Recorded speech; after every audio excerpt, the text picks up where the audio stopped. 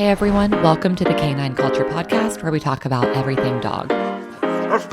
Q&As with veterinarian professionals, rescue operators, everyday topics.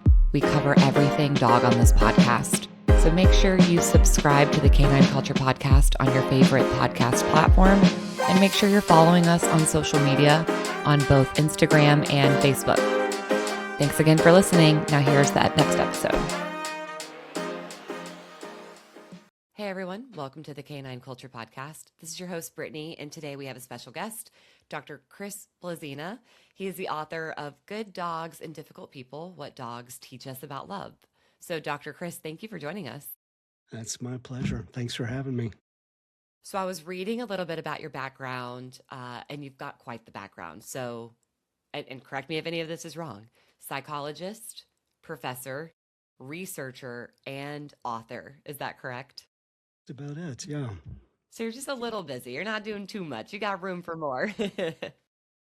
Tried to learn to slow down a little bit. Well, we'll see. Yeah. I hear Dogs you. look I at hear that you. too. So that's maybe something we talk about as well. Right. So tell us a little bit about your background, because you have done so much, you're doing so much. So tell us a little bit about yourself. Okay. So this book really is, I think, about 30 years of work. I've been a psychologist for 30 years, and writing research has always been a part of that. And the psychology of the human-animal bond has become a central focus in what I do over the last 15 or 20 years. And it's really about trying to answer a fundamental question I've been asking myself most all of my life, even if I was too young to really know the words. It's, why do dogs mean so much to us?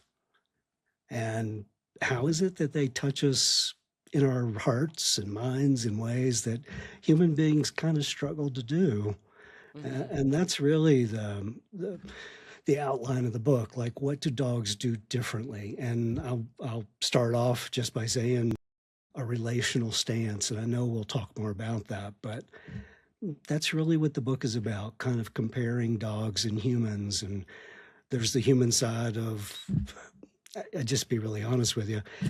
My experience, human beings, all of us, we are clumsy, awkward creatures who are really born to attach, but we have to learn how to love. And dogs really help us with that. So that's the frame of the book. Was there any particular event or pet dog or any catalyst that inspired you to write the book? Well, I think it depends how far we go back. I mean, I think all dog people have an origin story. It doesn't have to be like Batman or Superman, but there's an origin story. Like, why do they mean so much to us? And I think about being 5 years old and sitting on the back porch of my house, crowded with people and all kinds of things, and spontaneously turning to my gentle German Shepherd, Scooby, and just started talking. And what I was so surprised about was the way he responded. It was a response of being still and engaged, and even the approach of a kind of catch and release, looking and then glancing away. It really moved me in a way that uh, it taught me something fundamental. Part of that has to do with just like what it felt like to love and be loved. And the second lesson was, hey, after Scooby listened to me go on for a while and I felt a sense of release, there was always a sense of reciprocity. Like, I would pick up his slobber-stained tennis ball and throw it till my arm hurt, and I was happy to do that.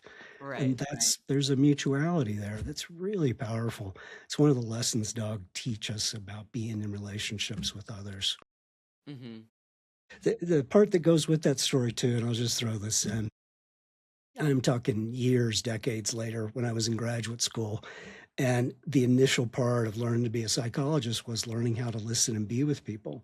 Mm-hmm. And I remember finding like the clinical, technical aspects of that so unappealing.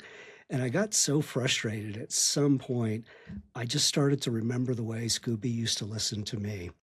And that literally has been the stance I've had for 30 years now as a psychologist. Be with people the way that dogs are with you. That's an interesting perspective because as humans, I think we take for granted this concept of listening. And we're not so much taught to actually listen and receive and have that reciprocity. You know, you're taught to listen at an early age by your parents, right? Your parents are like, "Well, you listen to me, I'm the parent." You go to school and you know to listen to your teacher and to kind of like be quiet.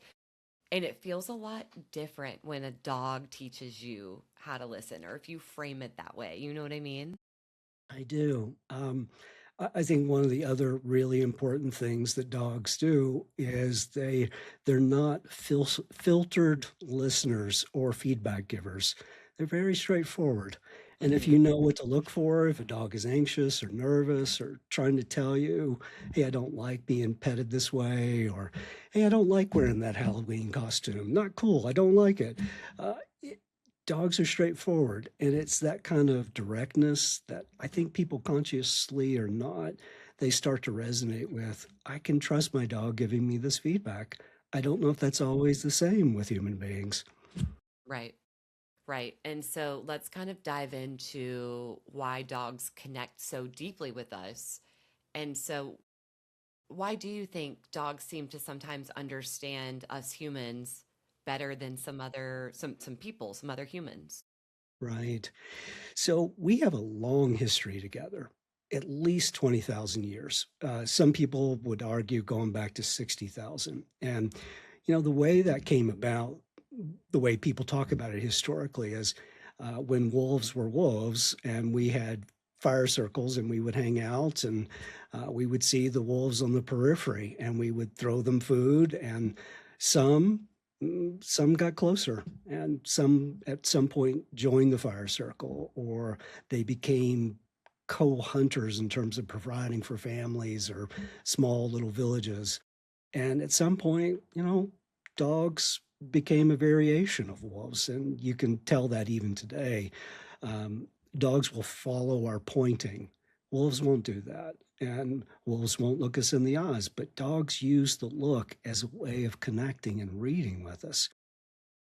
Our connection has changed a lot over 20,000 years, and even the last 200 years, we've gone from dogs being more like working dogs, which is still a very unique, important bond, to being more companions. And if we think along that line, I mean, there are really specific research supported ways that dogs connect with us in ways humans can't. So, one of the ones, it's a technical thing, but it's called the left gaze bias. And what it does is dogs do this only with human beings. They don't do it with any other animals, not pictures of animals. They're the only non primate that does this. When they're looking at us, they naturally attune to, from their perspective, the left side of our face. From our perspective, it's the right side. But that side of the face is more unfiltered in micro expressions. And that's research that's gone back 50 years in terms of if we look to that side of the face, we'll actually get hints about really what's going on with the person. Now, from the get go, that's what dogs do. They are trying to read us and understand us. And psychologically, we experience that part and all the other parts that go with it as they're trying to be in sync with us. They're trying to be relational, if you want to say that.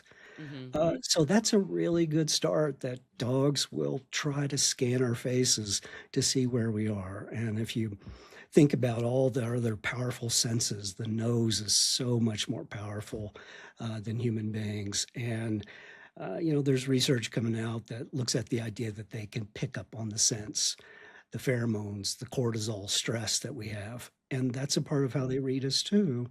Um, so, from a psychological perspective, one of the things we essentially need, I mentioned this at the beginning, but we really are hardwired to make and sustain attachments.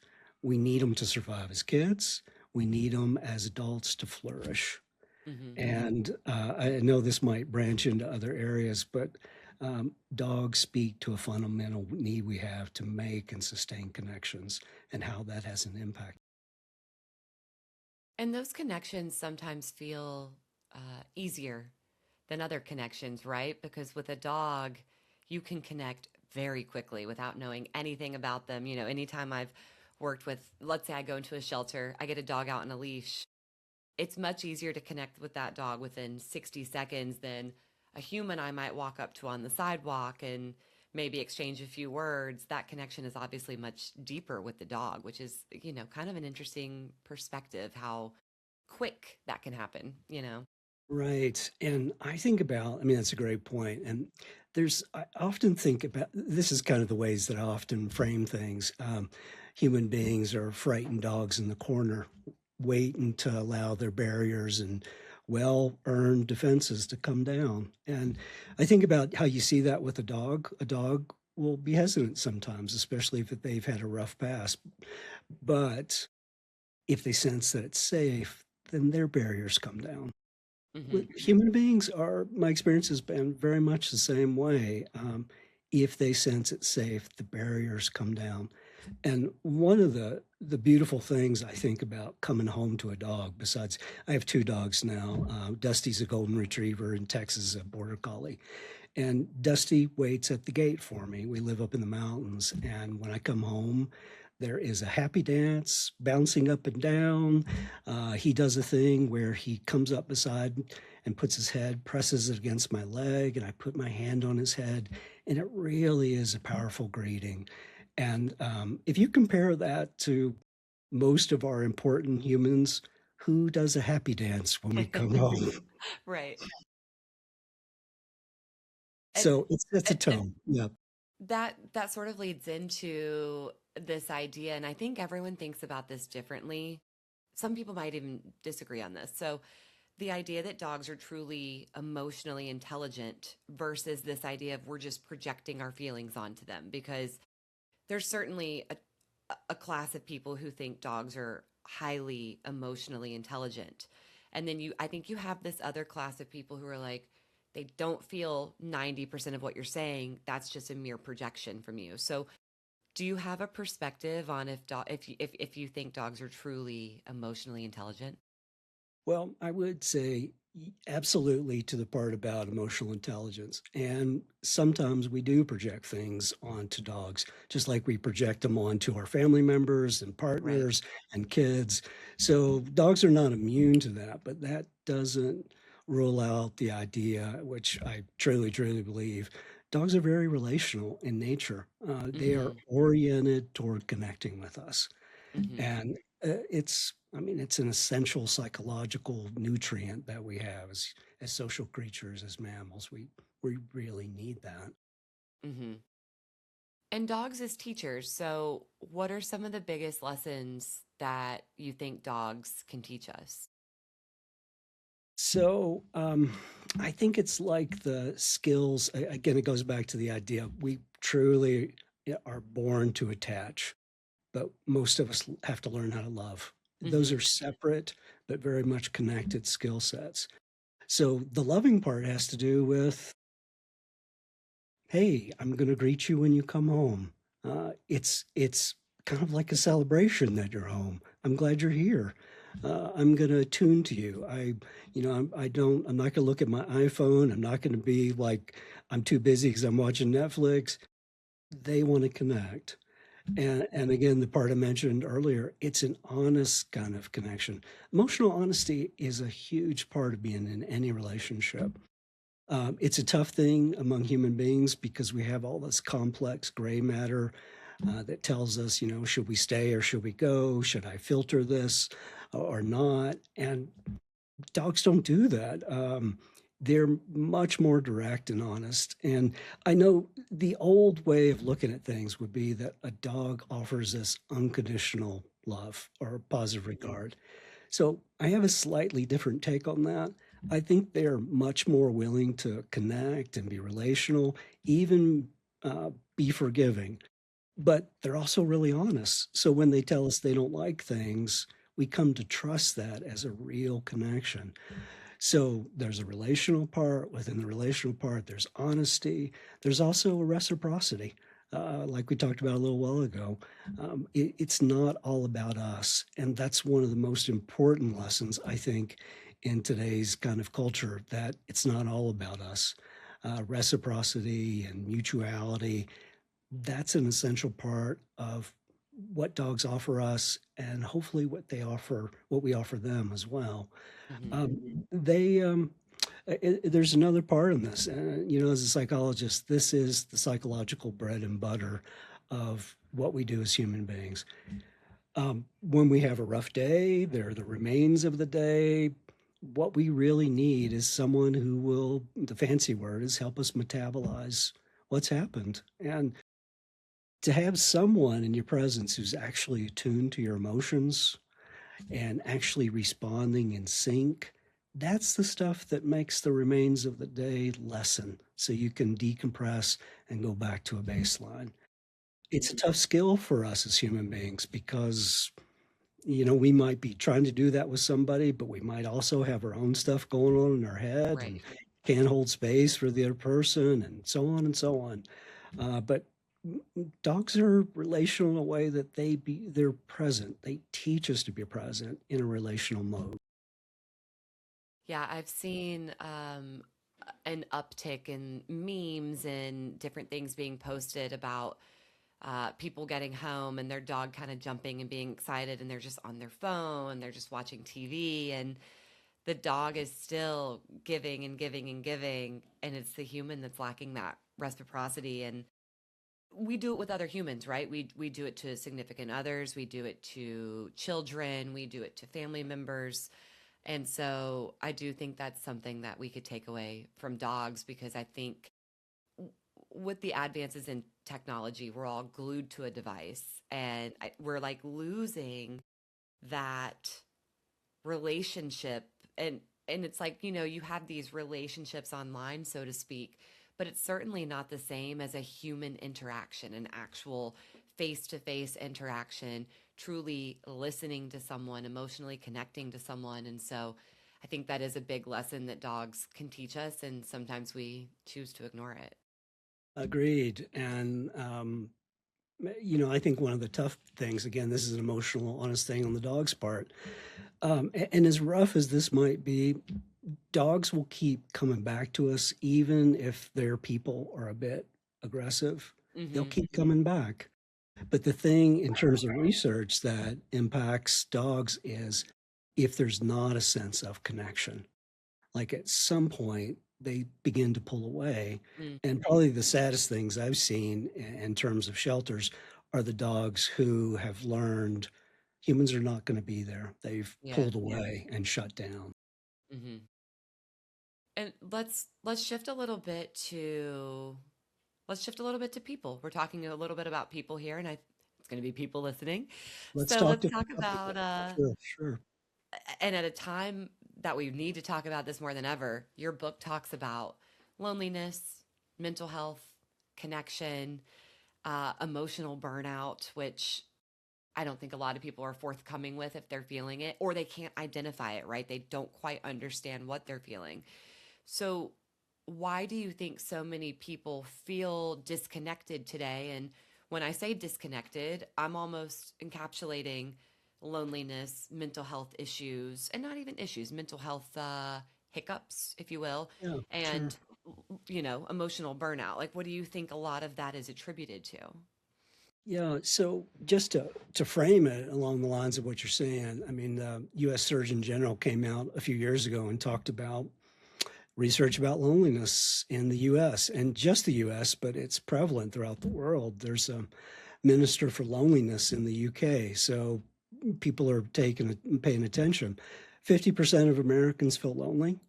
Uh, Almost a third of Americans feel a chronic sense of loneliness. Over the last 20 years, the number of people who who are without one close friend has risen to about 20%. Wow.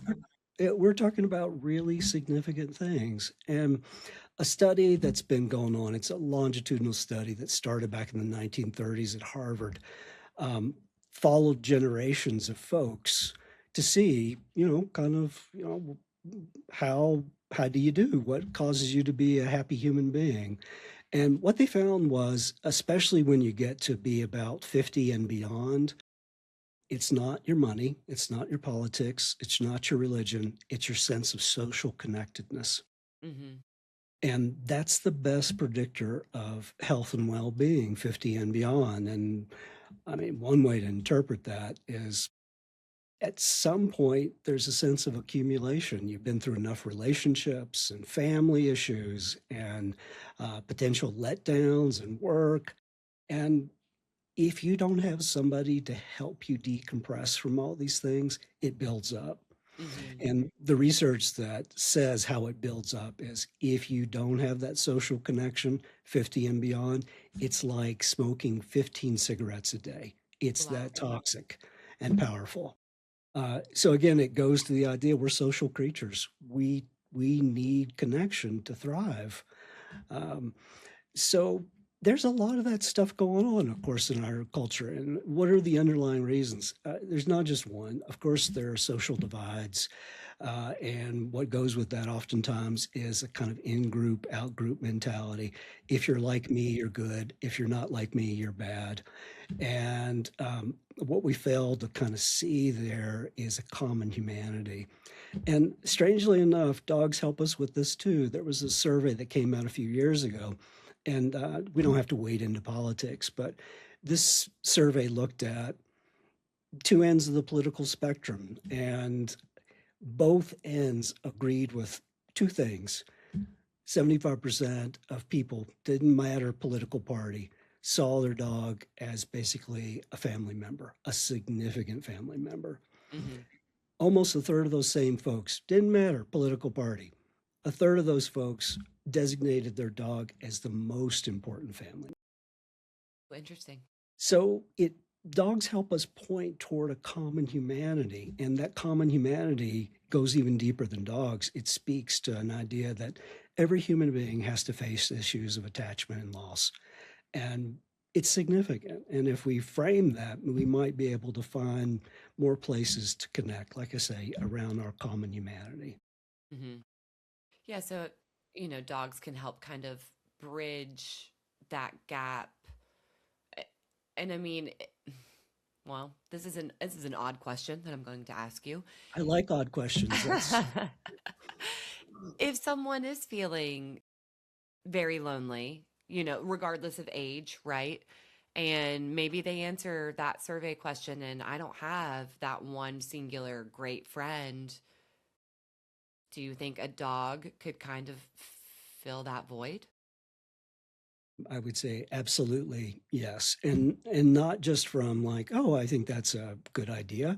There's actually research that talks about how dogs fill that space for people. And in my field, there's something called the pet effect, and it's basically how do animal companions, and by definition, that's a dog who's a family member or best friend. How do they psychologically impact us for the better? And it's not a panacea, it's not a miracle cure. It's really just this kind of emotional, relational injection into our system. Dogs do the relational part, and we need that part, even if a part of us says we shouldn't, or it's against family rules from back in the day, or cultural standards or rules. We need connection, and dogs Hmm. show up and they fill that space. Hmm. Uh, are they miracle workers? Sometimes it probably borders on that for some folks. I mean, you see the stickers about who rescued who, but Hmm. that's a mutual kind of rescue too, which makes it all the more powerful, especially if we start to think about, why do you pick the dog you want? What speaks to you? And, there's some research out there that talks about one of the distinct reasons we pick the dogs we pick is because they remind us of a part of ourselves. There's a familiarity there. It could be appearance. I mean, your dog could be sporting a nice mustache, and you do too. You have a Ted Lasso. It could be that, but a lot of times it's much deeper than that. Like the idea, if you come from a bumpy background, you're a rescue, and your dog's a rescue, and it's a powerful way to kind of connect and grow and heal together. Hmm. Yeah, that's an interesting perspective. I have two rescues right now. I don't know what that says about me. And then I have a new puppy that's a Dutch Shepherd, so a big protection dog that will be a service dog. So, Hey, maybe you're pulling out multiple parts of my personality here. Well, I can tell you I've only had rescue dogs in my life, so take that for what it's worth. Hmm. There's an old psychological theory that we gravitate toward people, or in this case, dogs, who represent a sense of twinship. Like when we see them, we see ourselves. And it is a powerful, intense draw, and how it feels to be in the presence of a fellow twin. And hey, this relationship's working. I must be okay if my dog says I'm okay. Hmm. And let's keep deep diving a little bit into the psychology component of this. So, attachment styles, which I feel like you actually saw this trending on the internet a little bit. It was like, take this quiz to understand your attachment style. And it's funny how things like that will ebb and flow. But, and you can explain, of course, attachment styles. But do you think our relationships with our dogs reflect also how we connect with other people? So that's a really great question. So if we think about what attachment styles are, and it is a trendy thing these days because it's a nice way to start thinking about your expectations of being in a relationship and what you need Hmm. and how those expectations were taught to you as a kid. Sometimes for good in a secure sort of way, like secure attachments are about an expectation that the people who purport to love you will show up when you need them. They don't have to be perfect, but they're going to be good enough in the sense that a parent is a good enough parent. Like they meet the minimum, usually much more needs in a way that helps us keep growing as human beings. So whether it's a secure attachment or various kinds of insecure attachments like anxiety, the worry that you always have to keep in human relations the person you love close in your mind because there's always a fear they're going to abandon you. So you text them a million times a day, or if that doesn't work, you hold a mental image of them in your mind. It's a way of staying close. And then there's avoidance style attachments too, where people have learned that you'll be punished by parents for showing more vulnerable aspects. So you learn really early. All these styles really consolidate by the time you're 1 years old. It's hard to believe, but it's really early on. So attachment is a big deal. And over the course of the decades of research and theory about attachment theory, there used to be a perspective that there was one global way that you interact with everybody. So if you have a secure attachment or insecure attachment, that's what you do. What's different in more contemporary times is the idea that you might have a predominant way of attaching, but there's always exceptions. And those exceptions show up for human beings as that teacher or coach who really helped you. But a different way to think about it too is dogs can be that one attachment because the old rule of thumb is we need at least one good attachment to survive growing up. I'm talking Hmm. about in regular circumstances, not all the bumps that go with some of the adverse childhood experiences, but you need at least one good attachment. And for some people, it's your dog. And Hmm. thank goodness for that. Otherwise, folks would be lost. Hmm. And let's jump into that because unfortunately, to have a dog and to love a dog is to feel the grief of losing them, which I've lost several dogs and it's truly so impactful. Why do you think it hurts so bad to lose a dog? We say they're a family member, but some people don't quite buy into that. But the pain of losing a dog, I think, is just unmatched, right? I mean, it's up there with some of the worst grief. So why do you think we feel that so deeply? Right. One of the big pivots in my career was early on when I lost my dog Kelsey, who was my portable family and best friend through graduate school in the early part of my career. And I lost her, and that was a turning point in terms of trying to understand what this whole bond is about. Uh, Years after that, I lost my dog Sadie, who was hands down my best friend of my life. Hmm. Losing those two friends were the saddest days of my life, the two saddest days. Um, so, we can talk about it. Sigmund Freud was a big dog person, and he said a few things about dogs I think are really important. One is about the honesty part. They love their friends and they bite their enemies. You can trust that as like, oh, you really are going to do and what you feel. Okay. The other part, he said, because he really was a big dog person, he and his daughter would write poetry in the guise of their German Shepherd on birthdays. This is the poem from the dog to you. And when he grew older and had to leave Vienna for London and developed cancer of the jaw, and he had 30 operations, and it was a really tough time for him at the end. And his chow dogs were omnipresent in his life, including in the consultation room. His dogs have their own couch, and Freud leaned on his dogs to screen new patients at the door. If the dog gave the say, yes, come on in, then Freud would talk with them. So they became screeners. Um, so, what Freud said about dogs, too, is that we develop a type of pure love for them that's so different than the ambivalent feelings we usually have toward everybody else. We have a pure love. Hmm. And because attachment and loss are two sides of the same coin, when it's time to say goodbye, pure love turns into a type of pure grief. Hmm. And most of us have no idea how to deal with that. It's so potentially overwhelming and something new.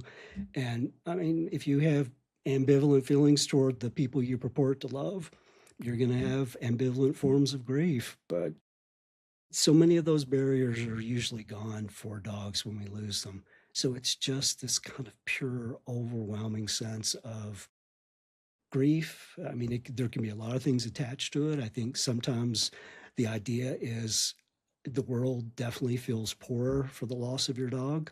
Hmm. And if your dog was your number one connection, there's oftentimes the kind of worrying of not just losing your best friend, but is there ever going to be another connection like this?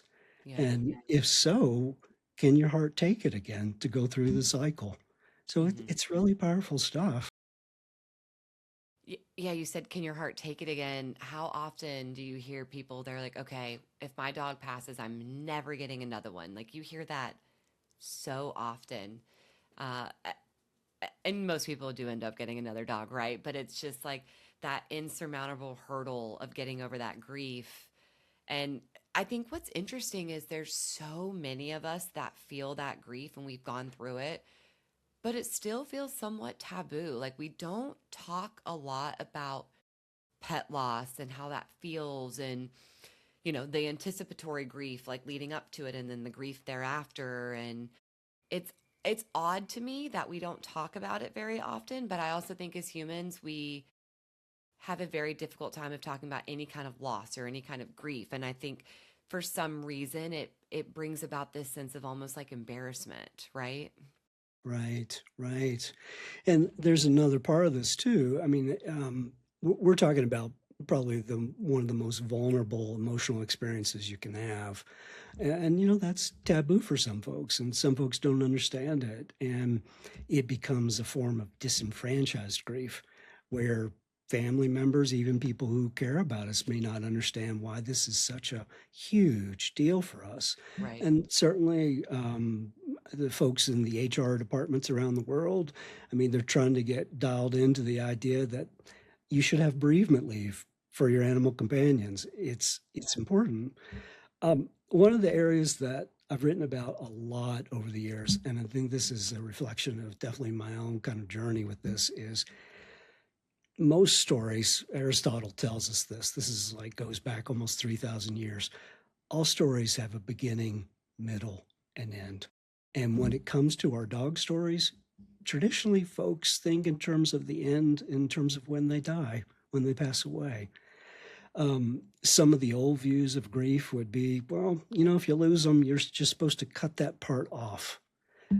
Very not helpful approach, Hmm. not helpful at all. What's become more prevalent over the last 20 years, whether it's with human loss or animal companion loss, is something called the continuing bond. And this is based on cultural perspectives, like where I live down in New Mexico, the Day of the Dead, where people Hmm. come and connect with the people they've lost, and it's a celebration. It's a day to connect with them.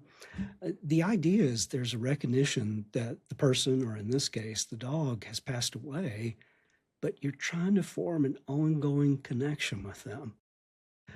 Because if it's just act three and the dog is gone, so much of your life has been tied into that bond. And what happens to that? All of a sudden, that becomes off limits or taboo, or we get confused about what to do with it. Trying to find an ongoing connection with your dog after they've passed away. I mean, that's something I've learned a lot about personally, certainly professionally, but we have to find ways to do that because that's the part that helps us open our hearts back up. Like, of course, it's terribly painful and overwhelming, but if you have a sense that what you've shared with your animal companions is a permanent part of your psyche, that's a different kind of deal. And people do this continuing bond a lot of different ways. Sometimes they have pictures. When my dog Sadie passed away, I had a statue of her made. And usually I say hello to her before every interview that I do because this is never about me or my ego. This is about trying to honor my connection with my animal companion friends. Um, People do it in mental ways too. I know I still have dreams about my dogs that have been gone more than 20 years. It is a mental way to connect with them. There's one of the most pro-social ways also is I'm doing this thing that's going to help people or dogs in the name of that connection. Hmm. Sometimes that'll be a kennel, sometimes that'll be a bench in a park, sometimes that'll be volunteering at the shelter. We are doing that consciously or not in the name of that connection. Right. You mentioned your statue. I have a wind chime hanging for one of my dogs that passed. And I see it every day, like I walk past it and I hadn't thought of it in that way, right? And now you're kind of like reframing how I think of the chime hanging, interestingly enough, I hung it inside so that it wouldn't get damaged because I didn't want to hang it outside and have the risk of damaging it. So for me, it was like a permanency, right? It's got a permanent spot. In my eyes, it can't get damaged inside. So I was doing that continual connection without even really, thinking about it.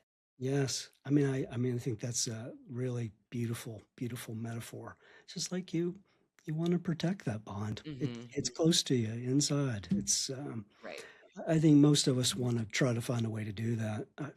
I just want to mention this too. So it's not an easy linear thing to go from loss to a continuing bond. Hmm. And part of that has to do, a big part of that has to do with the barriers we are.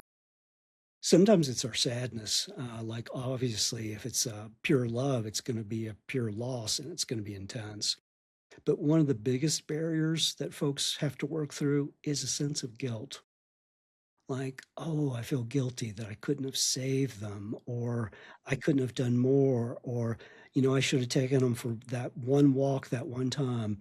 And some of that can be genuine regret, but it's been my experience, both personally and professionally, that when that type of guilt comes up, it's more about a kind of protest against the inevitability of life and death.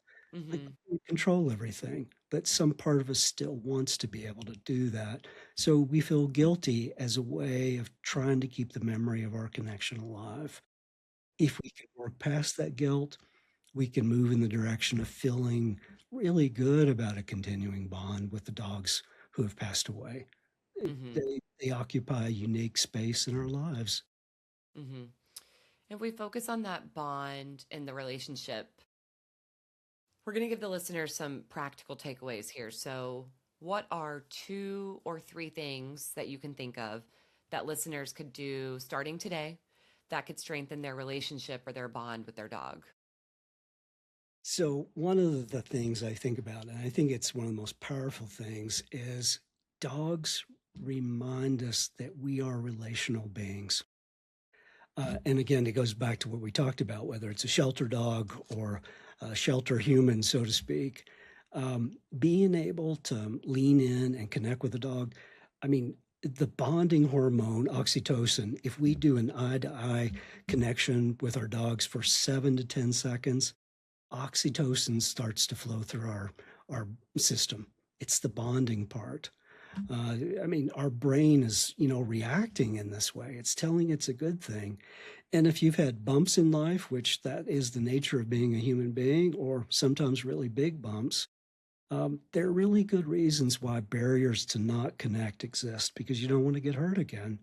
But a dog reminds us that those barriers can be let down and you can feel safe in a connection.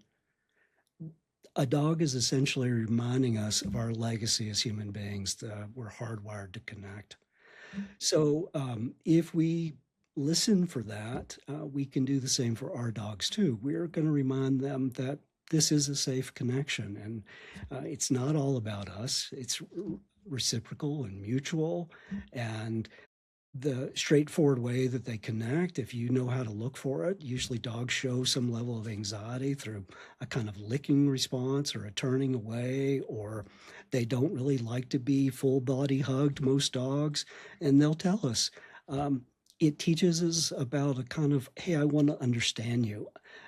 Again, if you frame it in more lyrical terms, part of being a human being is we have a desire to know and be known by someone.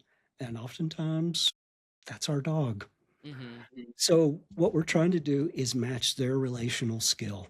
And it's a gift not only to our dogs and our connection, but it's to us too, because we become better at this. Mm-hmm. So where can listeners find Good Dogs and Difficult People? And that's your most recent book, right?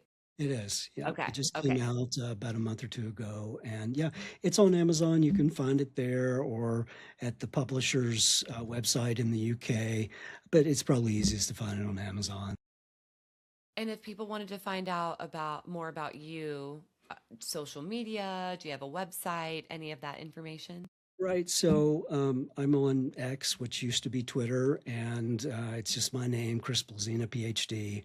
And my website is the same, chrisblazinaphd.com. And folks can reach me there if they like to. And if listeners remember just one thing from today's conversation, what do you hope it is? We are born to attach, but we have to learn how to love. And dogs help us with that. I love that.